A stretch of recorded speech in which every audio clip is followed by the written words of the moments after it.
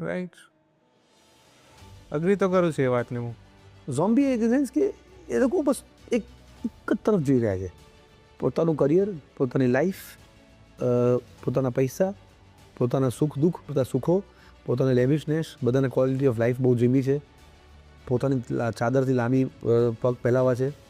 Capacity 10 રૂપિયાની હોય, 20 રૂપિયા ખર્ચીને બસ ટેસ્ટ થઈને મસ્ત થઈને ફરવું છે. પણ એ રિયલ ભારત નથી. રિયલ ભારત તમને ગીતા મંદિરના બસ સ્ટેન્ડ પર દેખાશે, કાળુપુરના રેલવે સ્ટેશન બસ સ્ટેન્ડ પર દેખાશે, સિવિલ હોસ્પિટલ અસારવામાં દેખાશે, શારદા બેડમાં એલજીમાં દેખાશે, ટ્રેનમાં દેખાશે, સેકન્ડ ક્લાસના ડબ્બામાં દેખાશે. 80-90 કરોડ લોકોની જે વાત કરું છું, એ લોકો એ રિયલ ભારત છે. અને એના માટે આપણી જવાબદારી છે સાહેબ. આપણે એવી રીતે છટકી ના શકીએ. એવું રીતે એ ખોટું છે. આજે ભારતમાં એક તબક્કો એવો છે કે જે પૈસાદાર થતો જાય છે. બીજો એક વર્ગ છે સતત એક મિડલ ક્લાસ એ સચોટ પર. એ ખોટું છે. એ ડિસ્પેરિટી થશે ને. તમે 2 કરોડની ગાડી લઈને 4 રસ્તા પર ઊભા હશો ને, ક્યારેક કોઈ પથ્થર મારશે ને, એ વાર નહીં લાગે. એ સમય આવતા વાર નહીં લાગે. રાઈટ.